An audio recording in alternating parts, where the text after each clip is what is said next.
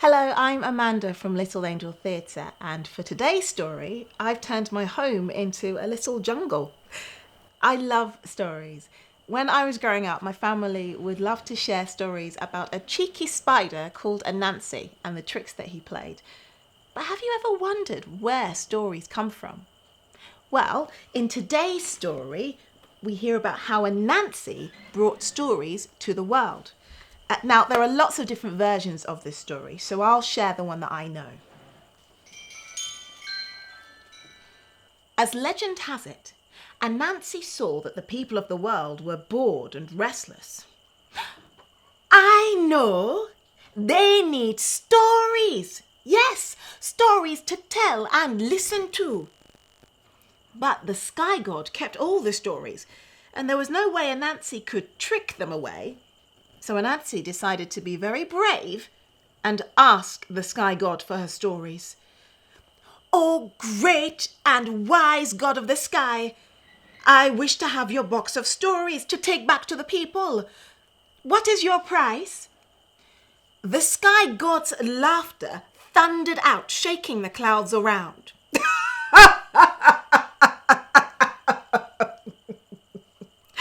"Oh, little Anansi, my price is much too high for someone like you. Great princes and rich villagers have tried to buy my box, but none has been able to pay the price." "I will pay," said Anansi stoutly. "What is the price?" "Very well, little one. My price is Onini, the python who can swallow a goat. Osebo, the leopard with teeth as sharp as spears. The hornet whose sting is like red-hot needles. And a bad-tempered fairy. Bring to me all of these, and my box with all the stories shall be yours." This was not going to be easy, but Anansi had a plan. Time to catch a snake. Holding a big palm stick, Anansi marched through the forest, muttering to himself, "She's wrong, I know she is." Suddenly, Onini the python appeared. "What are you muttering about, Anansi?" "Oh, great Onini, my friend said you're shorter than this palm stick. I think you're longer, but I don't know how to prove I'm right." "It's easy, you foolish spider," jeered the python as he slithered off the branch. "Lay your stick on the ground, and I will lie beside it. Then we shall soon see who is right." Onini stretched out beside the palm stick.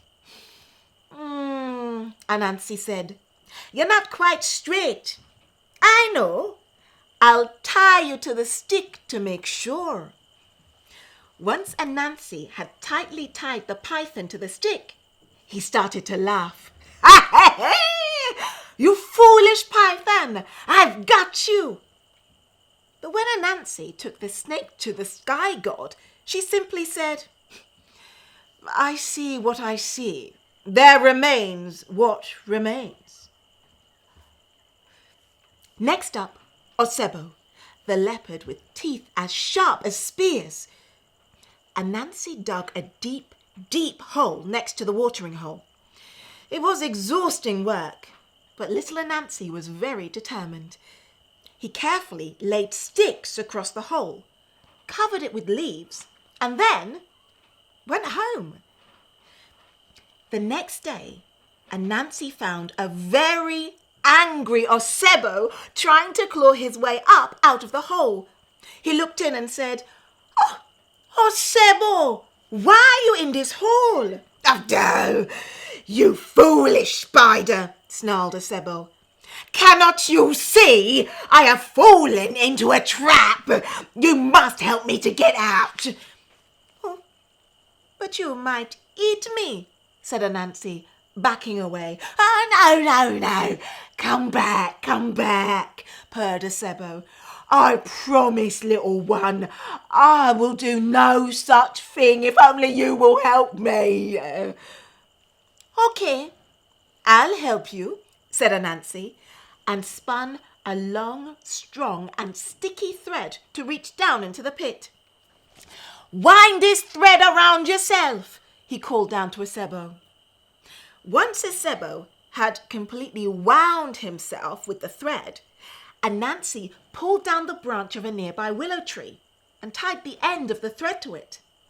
When he let go of the branch, Acebo whooshed up out of the hole and landed with a bump on the ground. Hey! You foolish leopard, chuckled Anansi. I've got you! But when Anansi took the leopard to the sky god, she simply said, I see what I see. There remains what remains. Now to catch some hornets whose sting is like red-hot needles.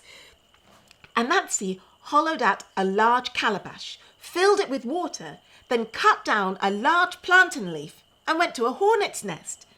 Anansi poured half the water over his head so he was dripping wet, then threw the rest of the water over the hornet's nest and then held the plantain leaf over his head like an umbrella. The angry hornet started to swarm out towards him. Oh dear, said Anansi. The rains have come early. Oh, you poor creatures, you have no shelter. Come, take cover in my calabash until the storm is over. Bzz, bzz, oh, thank you, Anansi, buzzed the hornets as they flew into the gourd. When the last one had entered, Anansi clapped the plantain leaf over the hole and wound his silk around it to hold it in place. Ha-hey! You foolish hornets, crowed the spider. I've got you. But when Anansi took the hornets to the sky god, she simply said, I see what I see. There remains what remains. Only one more thing to catch. A fairy. Anansi carved a wooden doll, then plastered it with sticky gum. Then he pounded yams into a paste with eggs and oil to make a dish called anno, which fairies love to eat. Anansi crept very quietly to a clearing where it was said that fairies like to play, and sat the doll on the grass with the dish of yams beside it. He spun a fine thread from the doll's head to his hiding place in the trees. Then he waited. A short while later, a fairy fluttered over to the doll. Hello, friend. May I have some of your anno? Anansi pulled the silken thread and the doll's head nodded. Oh, lovely, squeaked the fairy, and soon the yam was all gone. Oh, thank you, said the fairy. But the doll didn't move. The fairy tried again. Thank you. Still nothing. I said, thank you. Now answer me or I shall slap you. The fairy slapped the doll and her hand stuck to the sticky gum. Let me go or I shall slap you on the other side. Another slap and the fairy's other hand was stuck too. Oh, let me go or I shall kick you. The fairy kicked the doll and her foot got stuck as well. Anansi leapt from his hiding place and in no time he had his sticky thread wound round and round the doll and the fairy. You foolish fairy, whooped the spider. I've got you. When Anansi arrived, the sky god stood and said, You have paid my price. Great princes and rich villages have tried and failed, but you, Anansi, have succeeded. The sky god called out loudly, "Listen to me, all you who can hear. Praise Anansi, for he has paid the price of the sky god stories, and they shall be given to him. Henceforth they shall be known as spider stories." The sky god gave a beautiful wooden box to Anansi, who had paid the price so that the people would have stories to tell forever. The end.